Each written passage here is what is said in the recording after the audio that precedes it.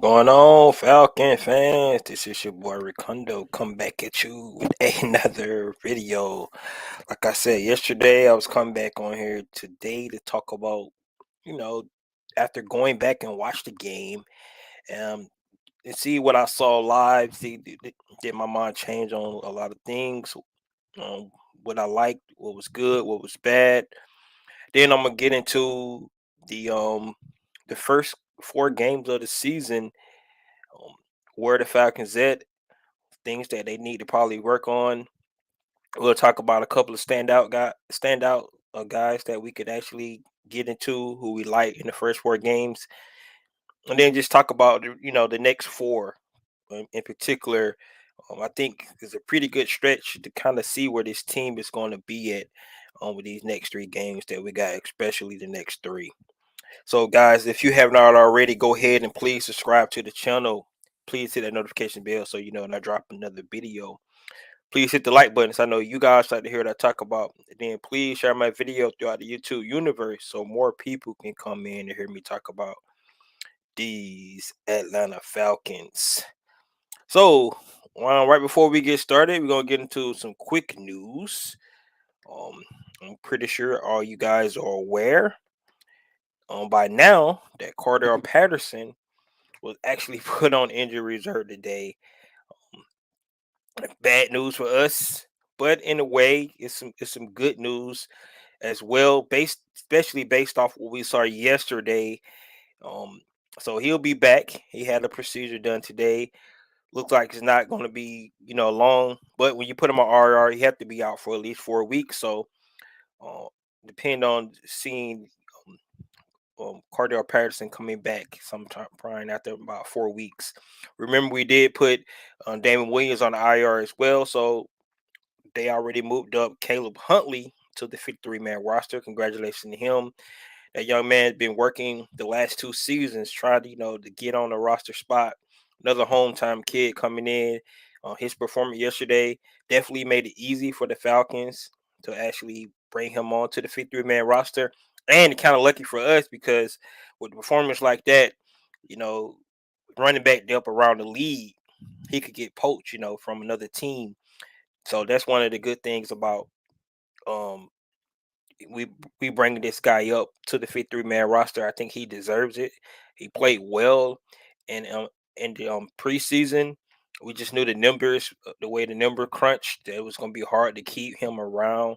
So I'm glad to see that they actually promoted him to the 53-man roster.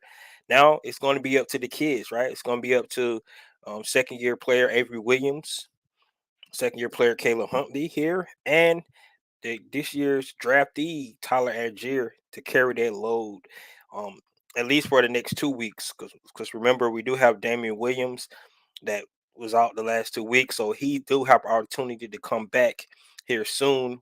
No veterans in that running back room. We still have Keith Smith playing that fullback role, so we have a one look veteran in the running back room if you want to count Keith Smith. But now it's going to be these guys can continue to do what they did yesterday in that game against the Browns. So, like I said, summary news for CP going on. I'll take this gum out. Sorry about that. Summary news for CP going on the injured reserve list. But like I said, this opportunity for young guys to step up to the roster, guys like Caleb Huntley, guys like Tyler Algier, and guys like Avery Williams to see what they're able to do. That explosiveness that we have from CP, these guys gonna have to show what they got, just like they showed yesterday. So um, I'm not too worried. Only thing I worry about, both all these three guys are really young. Hopefully they can hold up in pass protection as well. We haven't had any issues too much with that so far this season. So um, let's not let's not see think that we're going to get an issue with that moving forward, right in the near future here. So that's the news on CP and the roster news. One note also to mention, Arthur Smith mentioned today that remember the guys that we put on the IR initially to start the season. those guys does have the opportunity to come back this week if they're healthy. That's what he mentioned. It depend on their health. So all the guys won't automatically come back at the same time. He said Isaiah Oliver is close. There was no mention of guys like Deion Jones or Marlon Davidson. I'm really interested to see about those guys, but we still have the rest of this week to find out if any of those guys definitely going to be moved in on the brought off the IR. Keep in mind, once you do that, you have to adjust the roster. Some guys that's on the 53-man roster would have to come off to bring those guys off the IR. So that's one of the things that we definitely need to be looking at when we're talking about the roster and how we construction. By moving Caleb Huntley up to the 53-man roster, they had an open spot on the practice squad, so they was able to bring Cornell Armstrong on cornerback and add him to the practice squad. So practice squad is full, 3-man roster is full.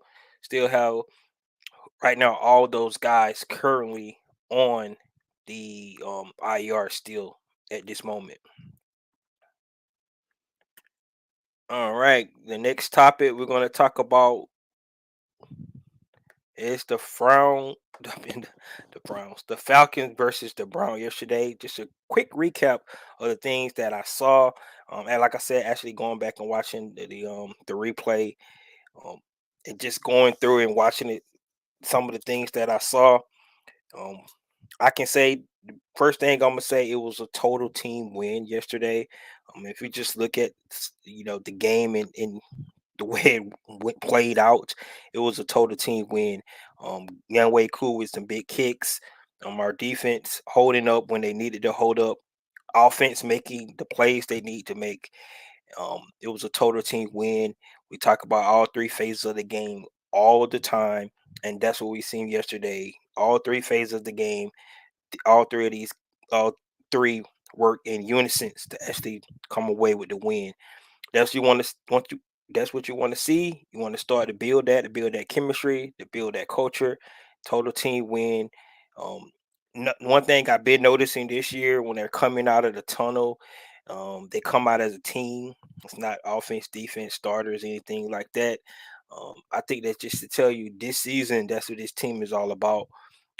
Everybody know the expectations outside, the Falcons facilities and some of us fans, but from the outside, everybody thought this team was not going to be competitive this year.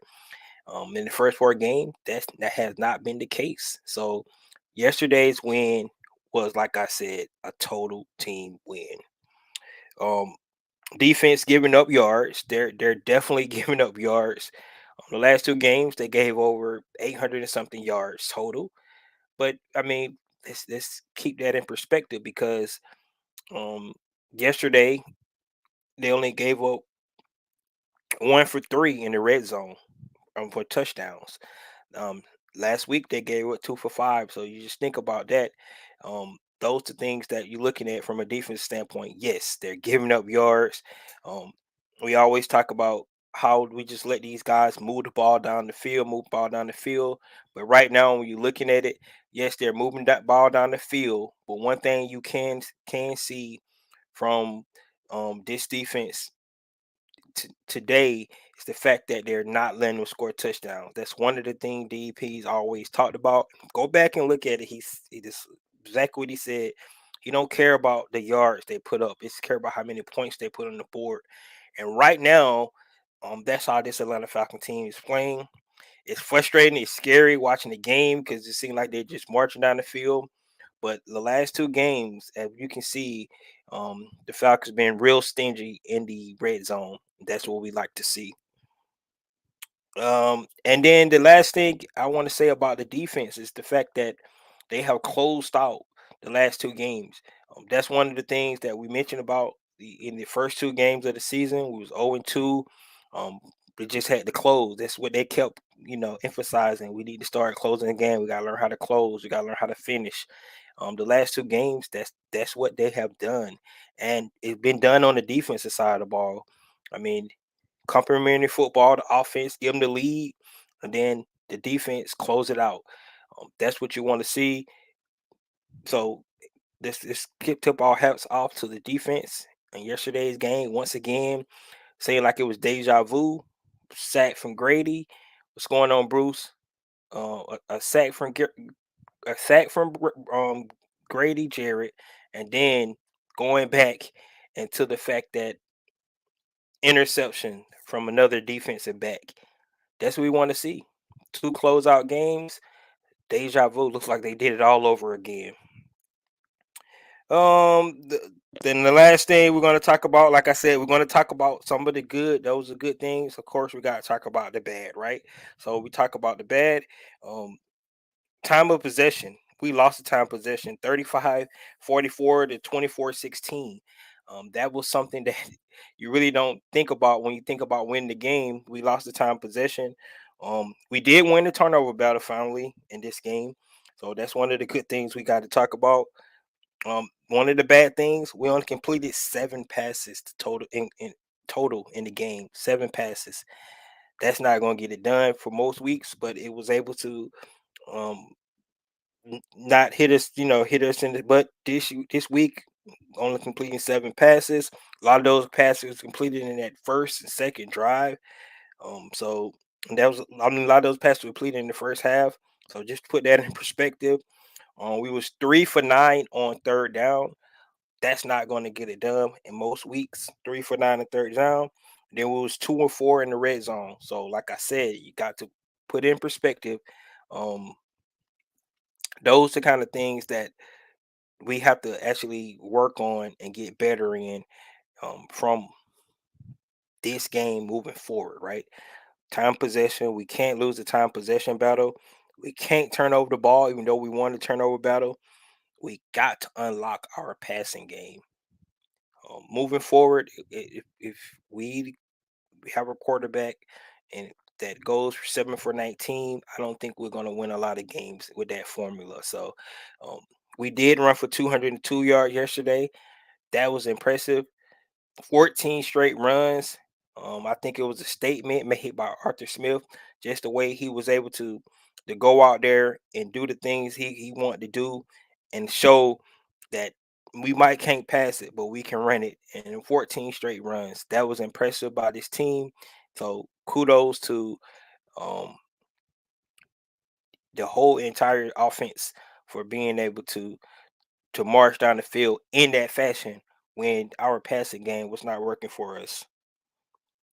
So guys, that's really all I have for the Falcon Brown games. It was a great win for us.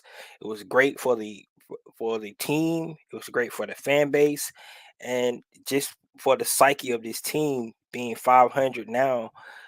Like I said, the first time the team's been 500 since 2017. So let's pause for a minute and enjoy where we're at right now as a as a team. The first 4 games of the season, usually back in the past, before they added the 17th game, this was the first quarter of the season. So you have to enjoy like where we see the Falcons at right now. um Bruce said there were some slick runs plays yesterday. There were. Go back and look. Like I said, I went back and looked at some of them. I really like the play um, that Avery Williams, they called for him. He had that big run out on the left side. The whole offense was flowing to the right, except the center. The center pulled back to the left, and it was just great to see a play like that when we had them flow in one direction in a mixed direction. That little counter play was outstanding call by Arthur Smith. Running backs hitting the whole full speed. Yes, they were.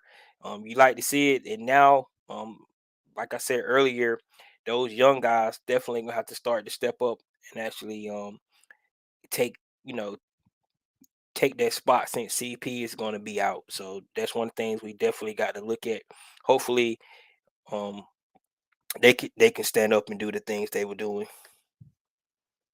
Yeah, that's the play. Yeah, that was a awesome play call, man, and it was big in the moment of the game. So um, hopefully, it's not tailored to one player because that play won't work again. Because every time they see Avery Williams in there and they think they're gonna run a play like that, but I mean they have used Avery Williams out the backfield. They use him on a jet sweep or in Seattle. So he's being used in multiple ways. I think he's going to be used a little bit more in the running game now because CP is going to be out for a while. So that's one of the things that we definitely got to look at. All right. So like I said, that's all I really got on the Falcon Brown game. Good win for us. 500. The Tampa Bay Buccaneers lost last night. So next week's game is going to be for first place in the NFC South. Who would have ever thought that, right? That game would have so much meaning early in the season. Got a long lot of game left, but early in the season, that's a big game for us. So the next thing I'm gonna talk about is just where we're at from the first four games. Um,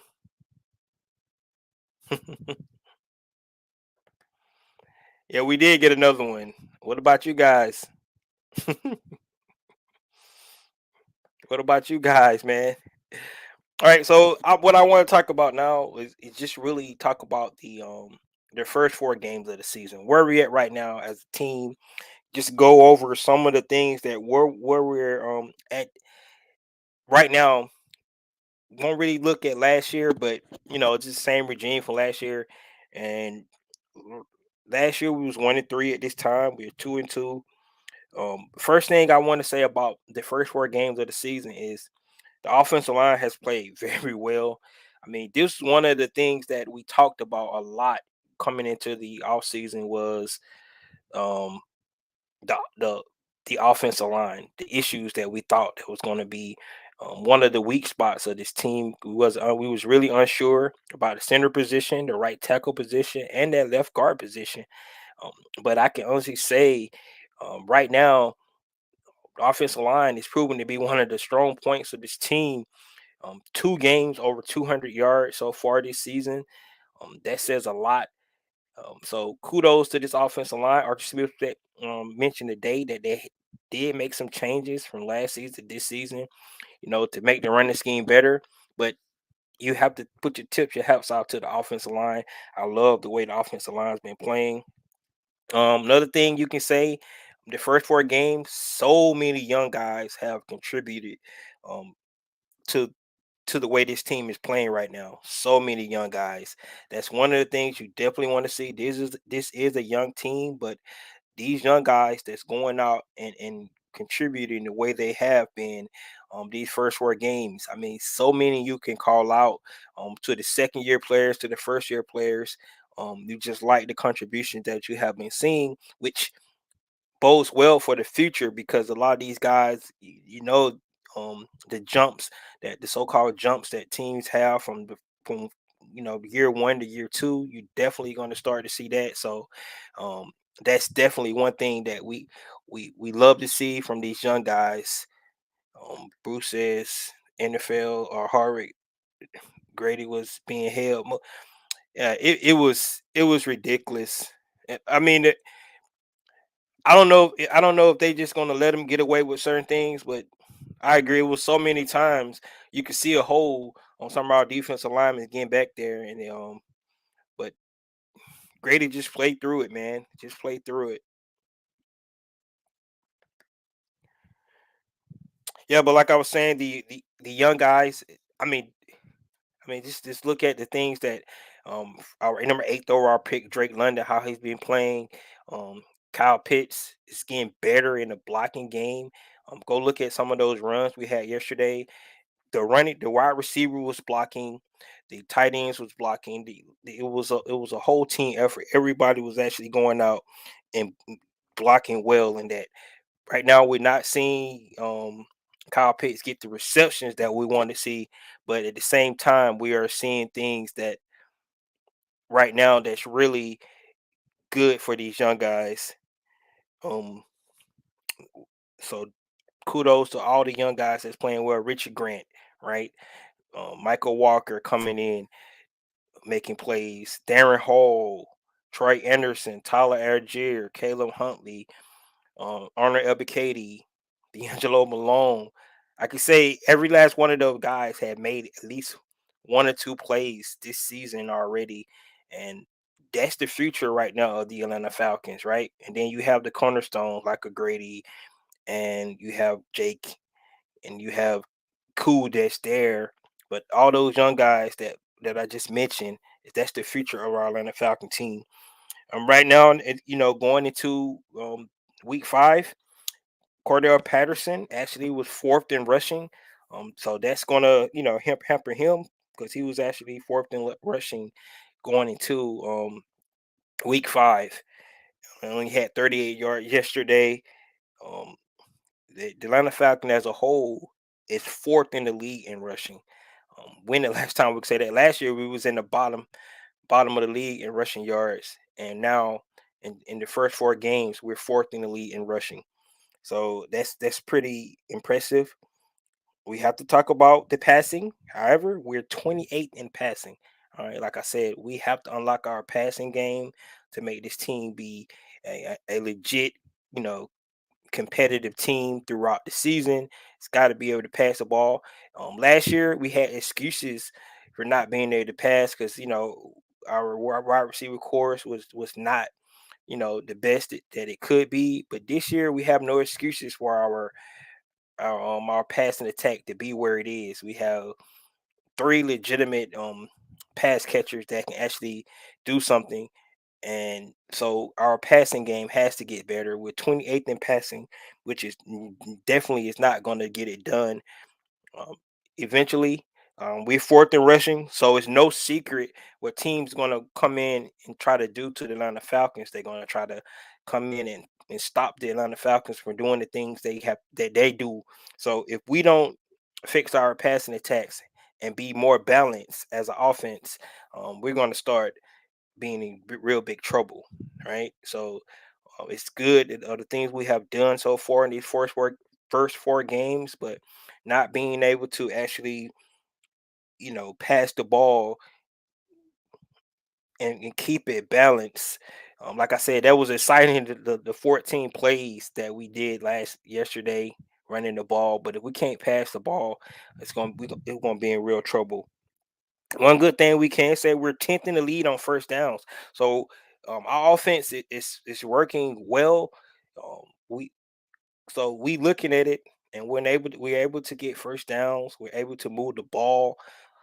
All good things. Yesterday was probably the worst passing game we had all year. So for the most part, our passing game been decent. It's not been where we wanted to be, but it's been decent. Yesterday was just um actually a little bit worse than we definitely want to see.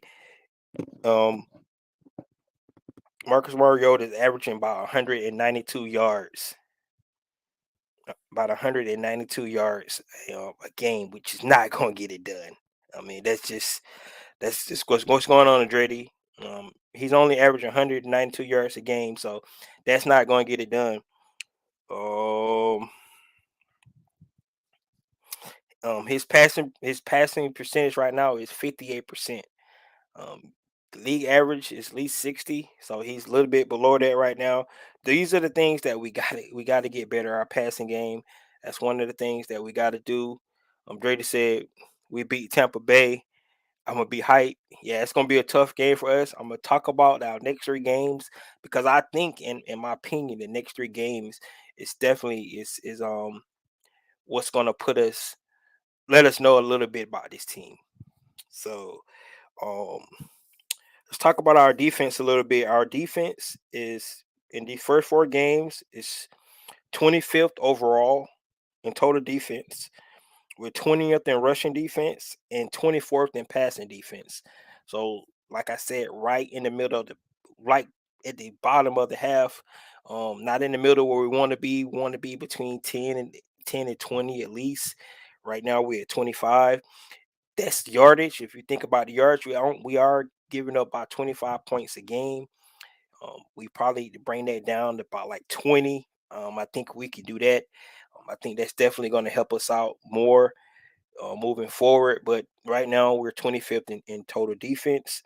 Remember, the stat I did mention, the last 2 games were 3 and 8 in the red zone, giving up touchdowns. So if we could continue to do things like that in defense, the total yardage would not matter, and our scoring defense would definitely go down.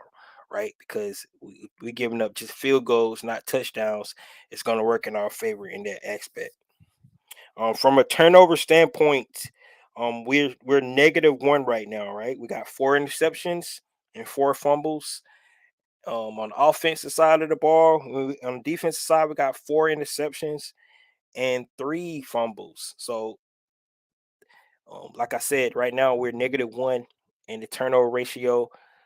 It has not bit us in the last 2 weeks. We still need to fix that trend. We can't say two of Marcus Mariota interceptions that he have had was at the end of the half. Arthur Smith trying to take a shot down the field. Those two turnovers definitely didn't hurt us as bad. The one yesterday did not hurt us. We gave up a field goal, but I think that was big for where the turnover occurred. We was able to hold those guys to just that 3 points, and then of course the last one, the first one against the Los Angeles Rams was the killer because that ended the game.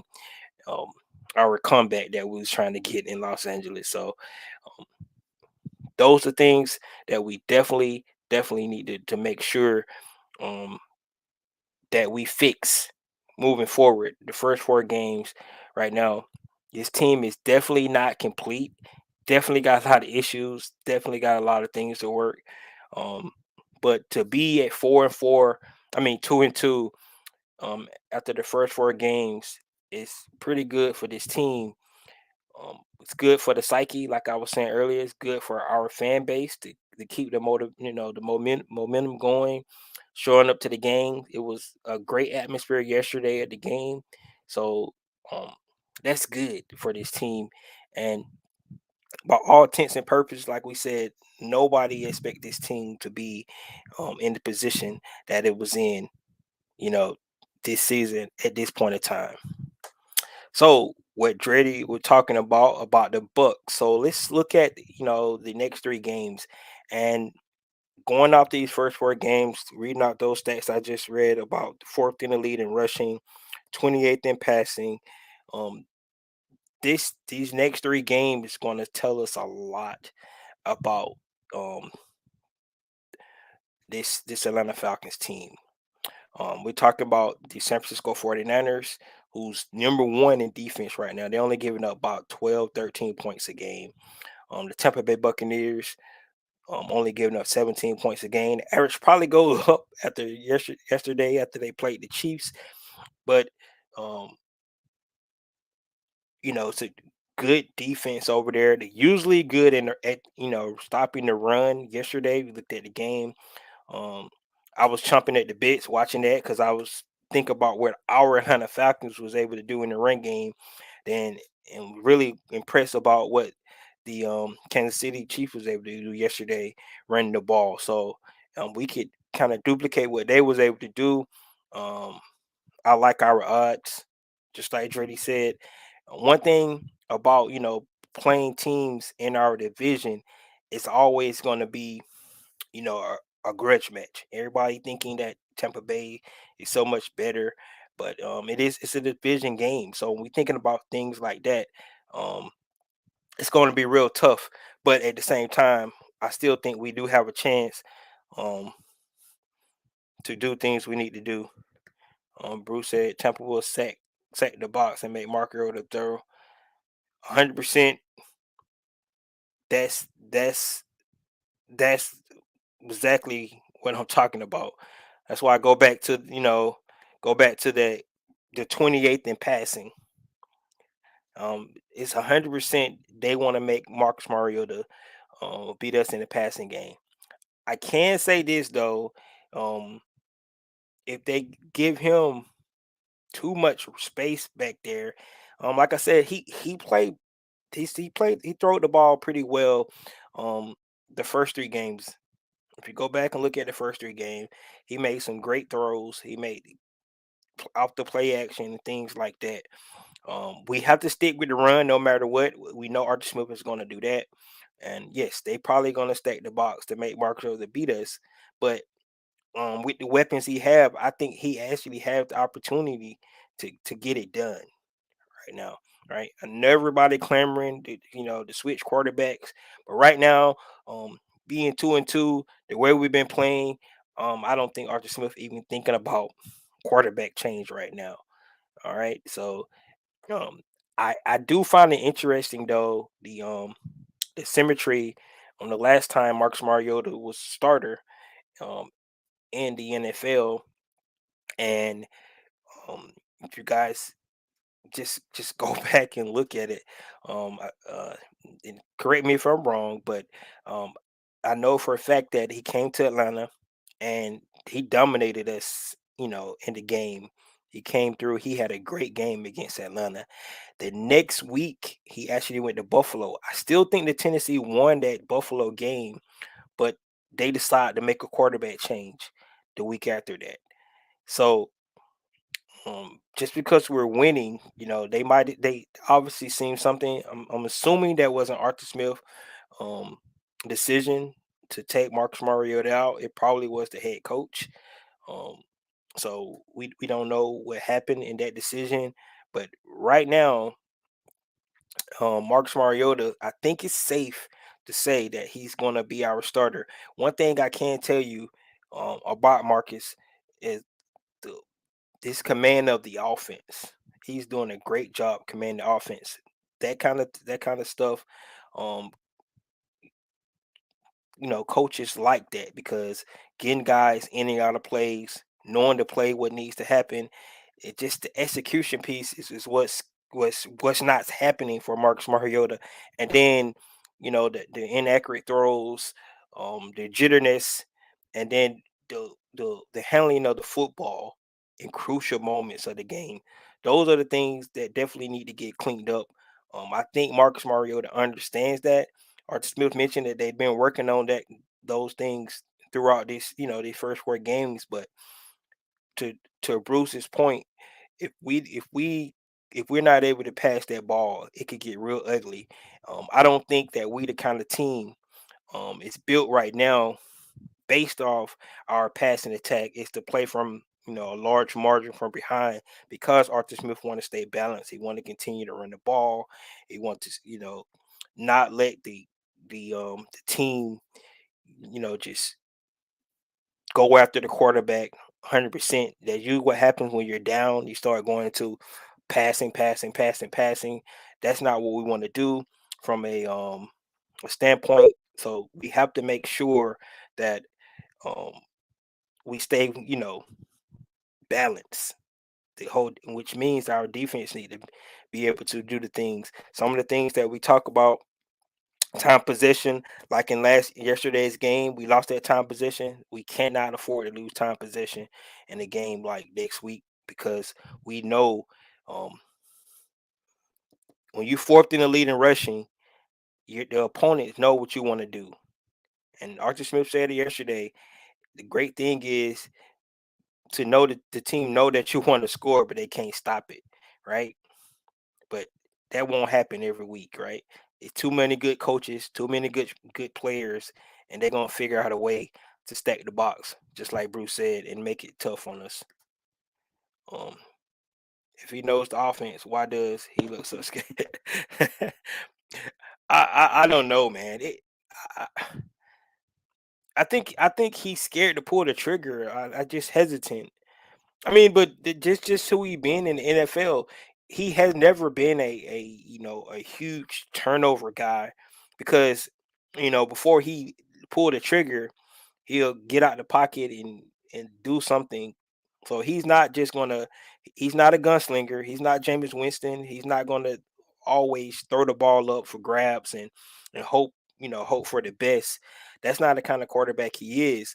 What he do is not pull the trigger when it's there. Like he's not confident in himself. If you notice, even when the pass in the preseason, when Kyle Pitts was going up the sideline and he kind of underthrew him. He kind of pump faked that pass, and Carl Pitts was wide open. He just throw it.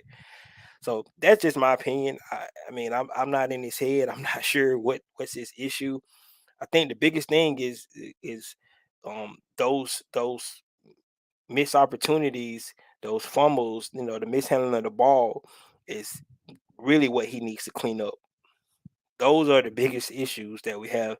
I mean, if you think about it, He have put the ball on the ground every game.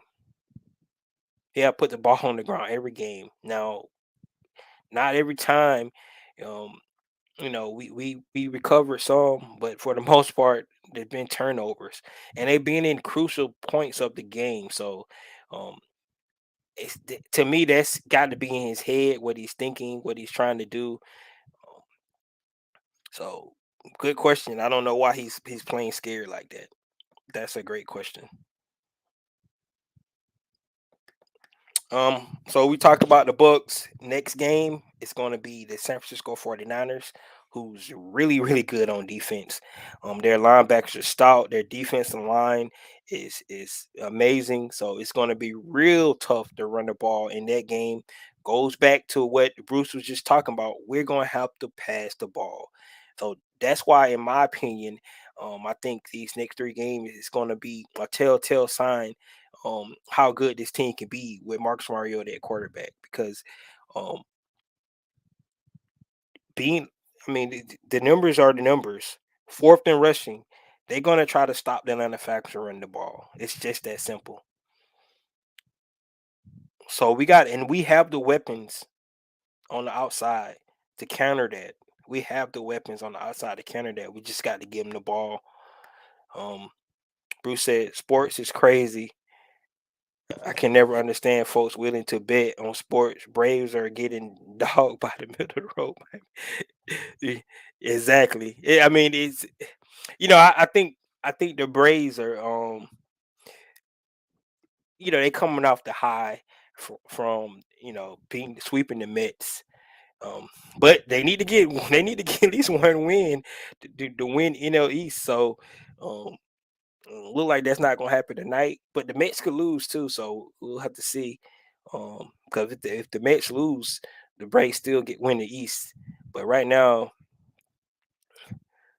I just think that they just coming off a high. They got to get back locked in.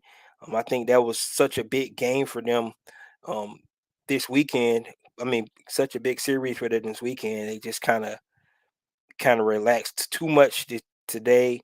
Two errors in the first inning. I saw that. So right now, it's not going good for the Braves. But I mean, they can come back and win the next two. Um, the, and they really just need to win one of these games actually to lock up the NFC East. So um, I, the NL East. I don't know why I say NFC. The NL East mixing football and baseball right now. Uh, yeah, you right. Yeah, I mean, but then you got to look, man. Look how many fans in the stands as well. I mean, I think they said it was on like 10,000 fans there.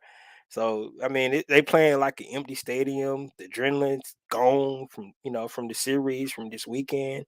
So I mean, I really believe that they just got to somebody need to give them a spark. You know what I'm saying? One of those young guys, maybe um, Harris, give him a spark or something. Get him back in the game.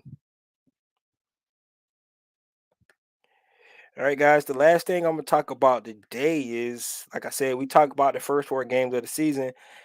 Just gonna talk about some of the standouts um so far this season. Standout so far this season. Thea said play action a whole bunch. Um, yeah, you're probably right. Yeah, we're gonna have to do a lot of play action. But I mean, at some point, Marcus Mariota got to just drop back too, and just go traditional. I know Arthur Smith offense is a lot of play action and tailored to Marcus Mariota doing a lot of the read options stuff like that, but he has to be to just drop back sometimes too and go to a passing game. We'll see if they could stay balanced. If they can stay balanced, I think Arthur Smith offense will work well with Marcus Mariota. But if he can't, I think it's going to start being some issues. Um, and that's what's going to hurt us too. Say players to the tight ends, definitely. Um, we got to start to get Kyle Pitts more involved. We talked about it yesterday. I mean, last week that was one of the main things for us. He came in and played well.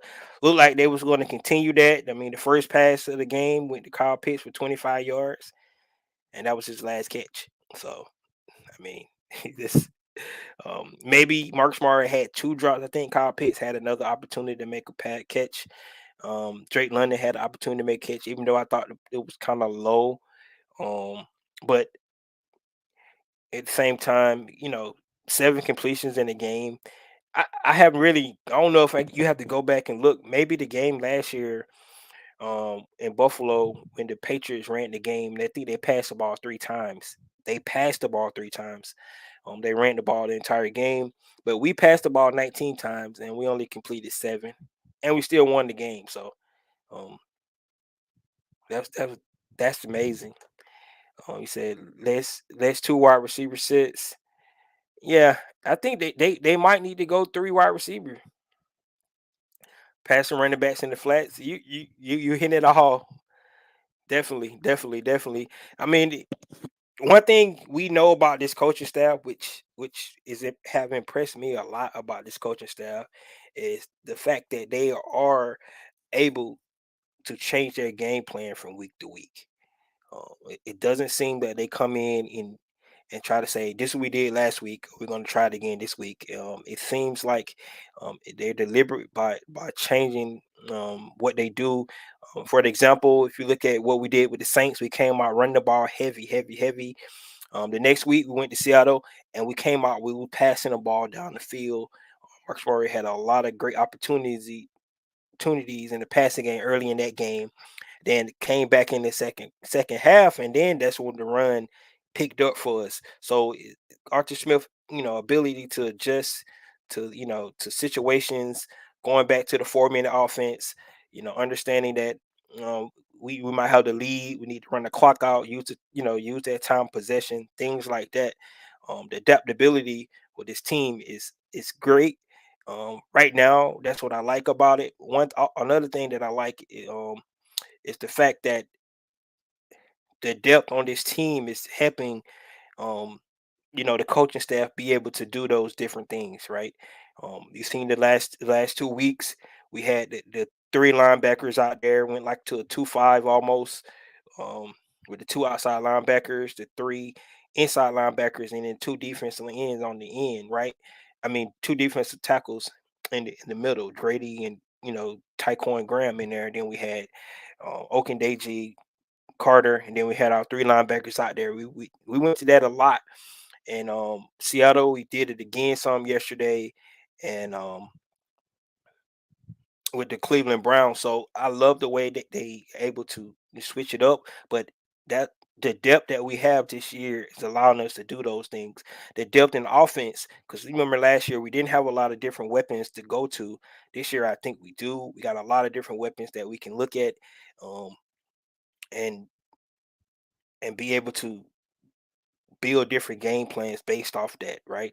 So um, we had Brian. Think about it. Our number two, supposedly number two receiver that we had, Brian Edwards, being inactive the last 2 weeks. Um, Definitely, if we go to a game, we could see this game coming up in particular. You know, we could have more receivers out there.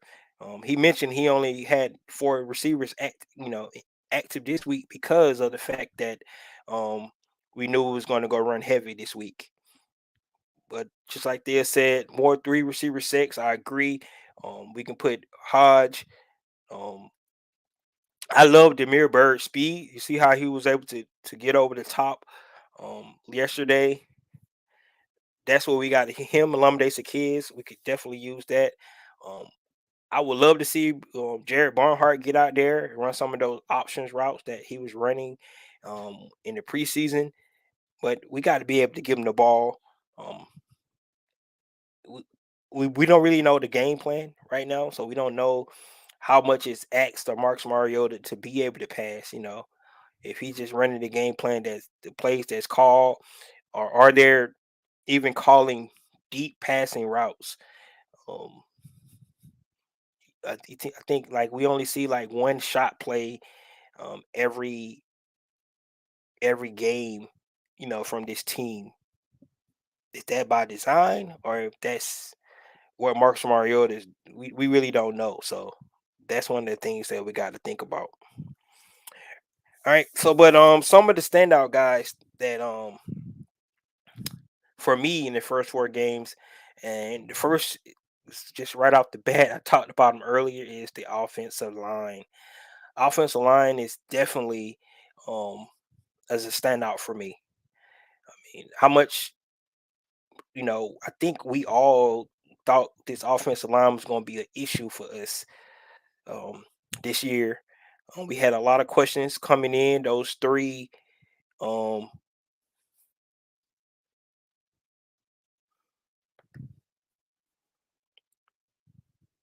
oh, no, for sure, man. Just let me know. Just let me know. I listen to your show all the time, man. Just let me know, Smitty. Well, sure thing, man. Definitely come in to talk.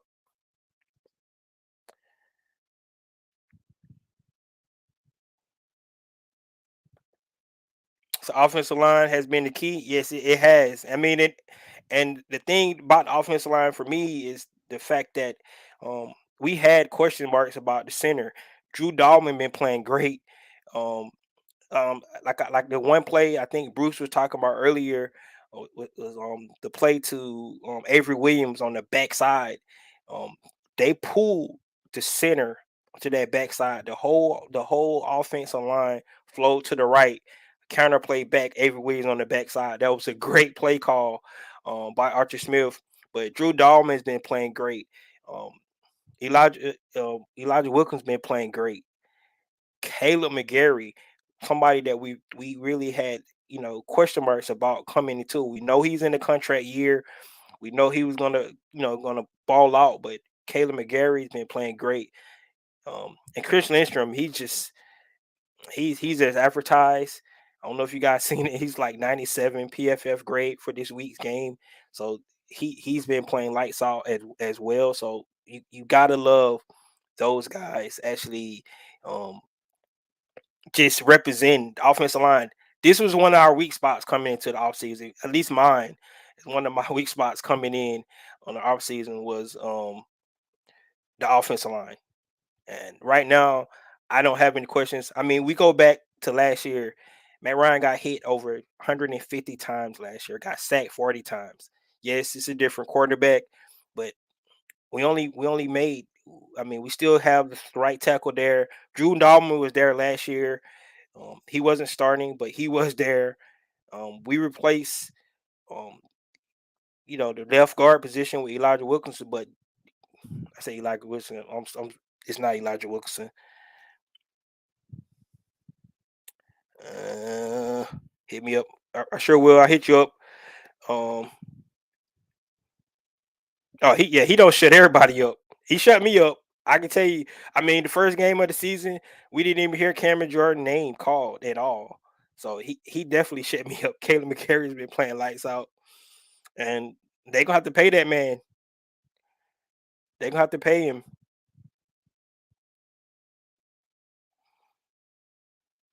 Oh, you think he's gonna walk? I don't know. You might be right. You might be right. It depends on what he wanted the contract, but I like the chemistry. If they can get him on the, team friendly deal, I would think they should bring him back. Thea said all the pass catchers will be activated this game. I hope so. I hope so. I hope they activate him. Especially Brian Edwards, Jared Barnhart. Um, this is the Julio game, right? The first one. Julio's back. Um, we can't let Julio get the best of us. So we definitely need to see stand up in this game against these guys. I talked about standouts. I talked about offensive line. I'm gonna talk about some individual guys now. AJ Terrell. I'm gonna go ahead and mention him. The first two games, everybody was getting on AJ Terrell about some of the things that he was doing, giving up those touchdowns and things like that. But the last 2 weeks, it's been back to the old AJ Terrell of old. I mean, Amari Cooper had 200-yard games back to back. He had 9 yards yesterday against AJ Terrell. AJ shouted him on all plays except for like think like 5 plays. So I think he had like 32 snaps. I think he shot him on 28 of those snaps. So you gotta like that AJ Terrell being that cover corner that's following guys now. Um, we have some of those guys like a Richard Sherman just played on one side of the ball. Um, AJ Terrell decided he raised his hand, be like, "Let me get the best guy," and he's been shadowing the best guy the last 2 weeks. So more than likely, he's going to be put on big boy from Tampa Bay this week, right? And we know that's Tom Brady go-to guy, especially in the red zone. So it's gonna be interesting to see how AJ Terrell hold up against Mike Evans. I can't wait to see how that works. Yep, he has adjusted. I agree with you. Um, Players are crazy. Every Timmy Free deals, no freaking way a smart player is going to give money to guy. Yeah, I mean, yeah, okay. You're right. I mean, we just have to see. I mean, this Smith, I like Smitty saying that they're going to bring in a rookie. I mean, they bring a draft a rookie high, yes, but I don't want a project coming in. And like I said, I think this offensive line is building great chemistry right now. Um, and if they could keep that up, one thing about go back, I don't want to really talk about our Super Bowl team because we know what happened in 2016, but that offensive line was one of the healthiest offensive line all season. And that chemistry that you start to build with your offensive line and being you know, fourth in rushing right now is really impressive. So I love the fact you know, that we can actually keep these guys together. But I mean, I don't know what kind of contract he'll be asking for. I mean, he only had one good year. I mean, the rest of his you know years being up and down for the most part. So um, maybe they give him a 1 year contract next year to prove it again. Then he can get a big contract. We'll have to see. Um, he did mention earlier that he wanted to stay in Atlanta, but I agree they're not gonna. Appreciate it, man. Yeah, they're not gonna actually freaking just give him. That's what they've been doing. Think about it. The last 2 seasons, 1 year deals prove it. He proved it this year. I agree with you 100%. Um, but we'll see what kind of contract he ends up getting.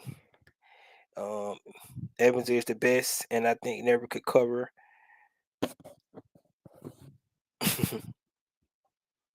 We're gonna see. I agree. I mean, Mike Evans is a great receiver. He is. He's real great. Um, this is a good test for AJ Terrell though. I think the biggest issue would be in the red zone though. Uh, I mean, it's a big.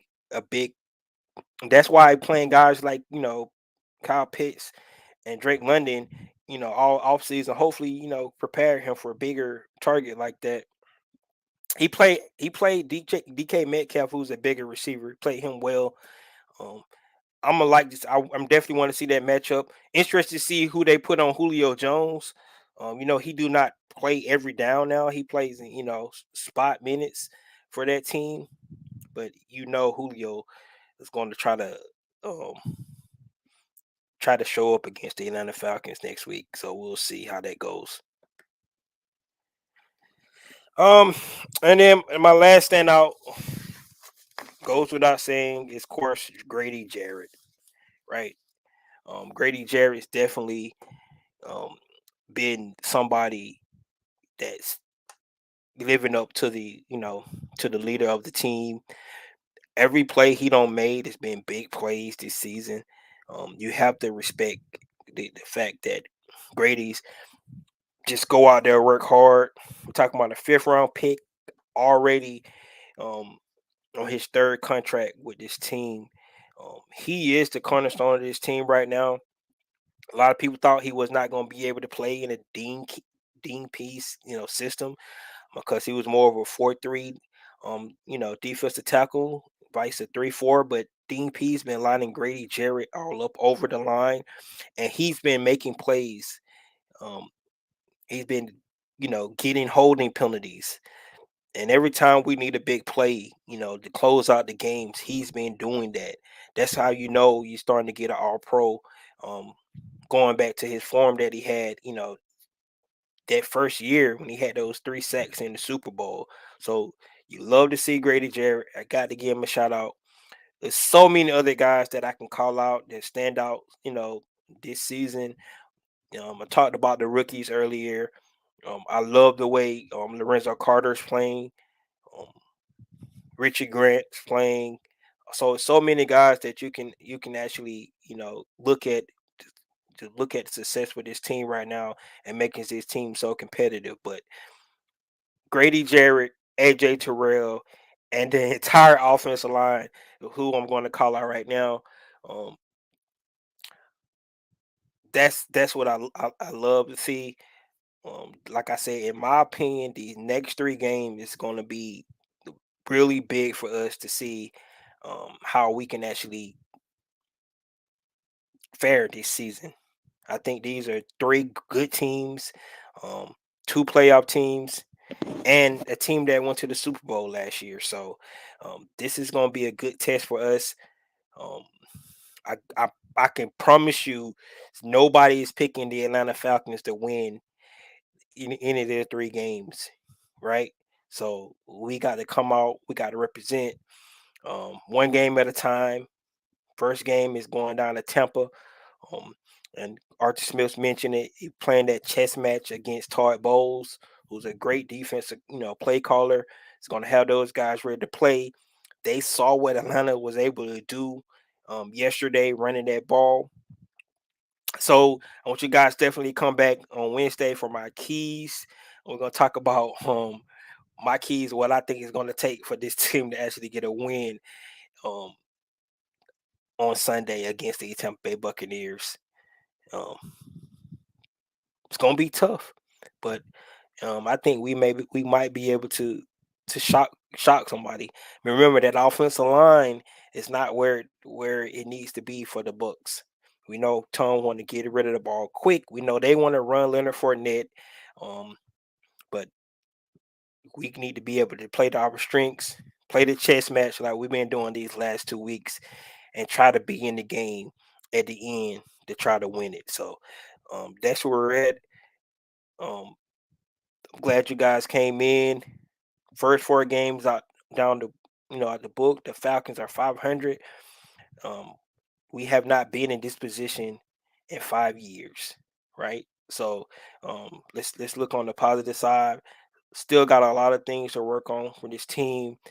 In particular, unlocking our passing attack to make this team more more competitive moving forward.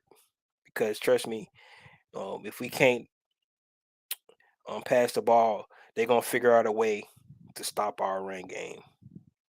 So he said, "Who was the quarterback?" Yeah, but that quarterback, Bruce, that quarterback put up 300 and some yards on this. So yeah, I agree. But they put up 300 some yards on us. Great as a baller. Too bad his talent's being wasted here. Don't say that, man. Don't say that. He wanted to be here. He signed the contract. Grady wants to be here. This is hometown. What's better than you know putting your hometown on the map, your hometown team on the map, doing something great at home.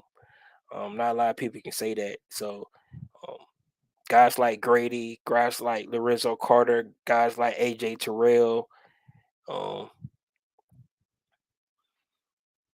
those guys like Casey Hayward coming back, guys like Caleb Huntley. I mean, this is their home team. They want to come in and help this team get to where it needs to be. He chose to stay. That's right. He chose to stay with his team. Yeah, Tampa tough. If we beat them, Mario, the guy to have a great game. I'm not gonna even deny that, man. You know, But this one thing we have to actually think about when we talk about, you know, matchups and things like that. I really believe in you have to look at it in perspective. This is a division team. The Atlanta Falcons play the Tampa Bay Buccaneers real well. They really do. So I know, and everybody looking on paper, looking at how good the Tampa Bay Buccaneers are. But if you go back and just look over, even since Tom Brady's been there, we actually have played the Tampa Bay Buccaneers pretty well. So I don't think it's going to be the so-called blowout everybody's thinking. Marcus Mariota has to play well, 100%. We got to unlock this passing attack. They're going to stack the box. If they don't stack the box, they're dumb. I'm just gonna tell you that. If they don't put 8 men in the box, we're going to continue to do what we did yesterday. But um, we got to see um Marcus Mariota play better. I agree 100%. Bridge said, "How is he wasting his talent? He's getting paid." I don't think he wasting his talent. I mean, he is the leader of the team right now. So I love that. I love the fact that Grady's here. Man, I love the fact I've been watching it for 40 years. A below average team, a lot of heart, but much talent. Certainly not enough to win a playoff game. Well, don't say that, Bruce. You know what? I should copy this statement and come back. Week 16 and see what you think about it. You got to believe, man.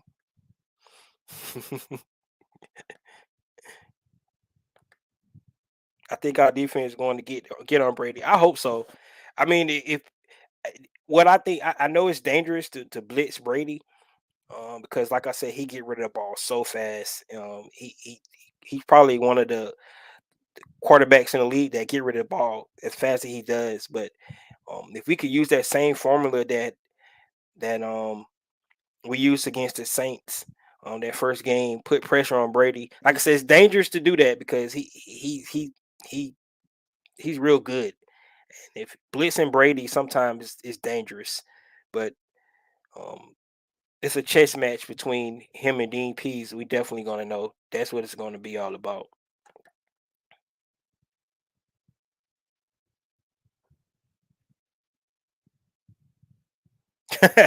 We got to, yeah. Right now, you're right because we killing the spreads. The Falcons is actually the only team in the league that been busting the spreads right now because everybody thinking the Falcons gonna lose, but they're gonna start changing those odds. Watch, because they're starting to win more, so they're gonna start changing those odds.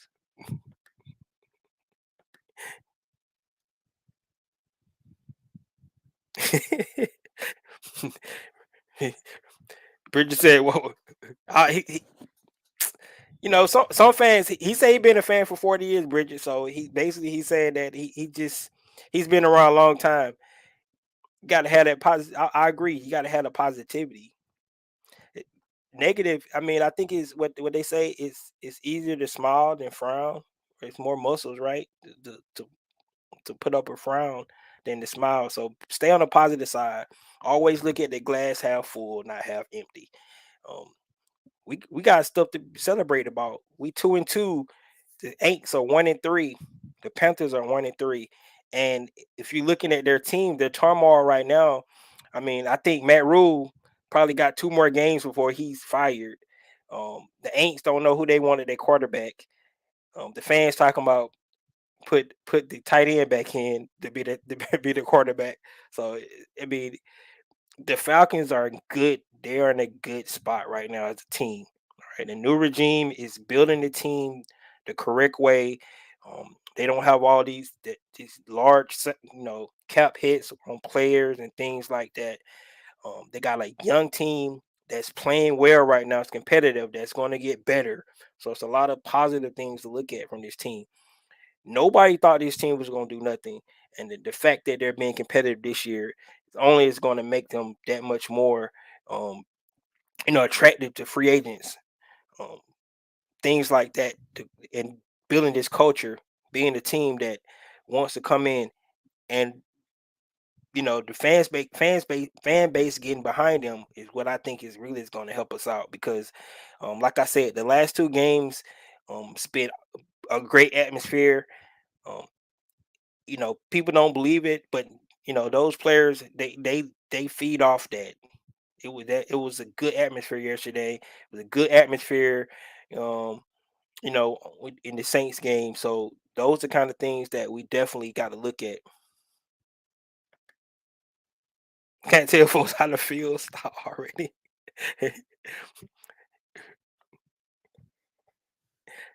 That Bruce, nobody tell you how to feel, man. You- I mean, I think what she's saying is, and I'm not speaking for Bridget, but I think what she's saying is that that just being negative, you're right. It's not gonna being negative won't do it anyway, win or lose, good or bad. They're gonna do what they do. But I mean, you've been a fan for 40 years.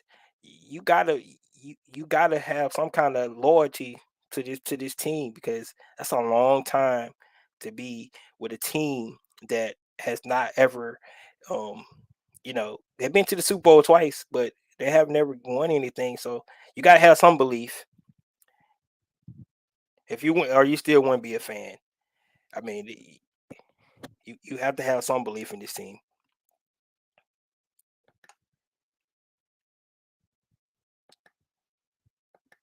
It's not being negative reporting what you see. Well, I mean, it's not it's not.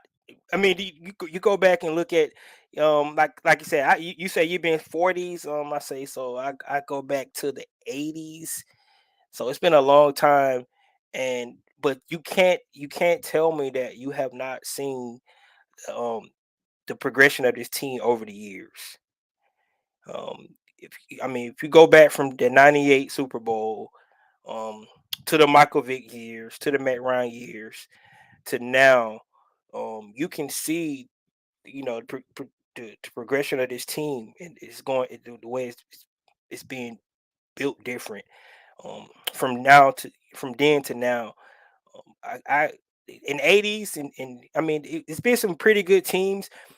One thing about the Atlanta Falcons is that over the years, they had a good team one year, and then they have like several years where they're bad, right?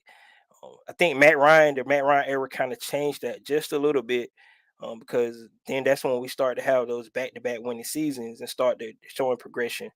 Um, and then it died out after the last 5 years here. But I think since Arthur Blank being the owner, he's been trying to put a winning program on this, you know, out there for us to try to get some wins and try to be a winning franchise. We've been close a couple of times in recent years, throughout the 2000s and things like that. So um, you got to see the progression, and you got to just believe one day they're gonna have a breakthrough. And I think um, we could possibly seeing that now. It's not instant gratification. It's not gonna happen overnight. Um, it almost happened for the Cincinnati Bengals last year, right? I mean, sometimes that could be one of those Cinderella teams to come out and I think when the Falcons went to the Super Bowl in 2016, I think they was like a year early. Everything broke right for them. They had a young defense.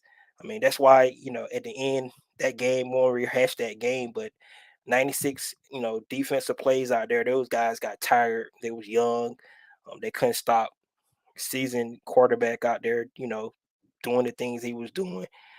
Then um, 2017 went back to the divisional round, and then I think the brotherhood kind of got old and got a little stale to the team, and they couldn't get in. And then the free agents, the contracts, bringing in they started not hit on draft picks and things like that, and team building start to kill where we're at now, and that what led us to last year. When this regime came in and they had all this dead cap to this year. So just look at it as going up to the last direction. Stop looking at the past because It's nothing we can do about that. But let's look at the future and see where we can go. So that's all. I've been talking for a long time, guys. Like I said, come back on Wednesday.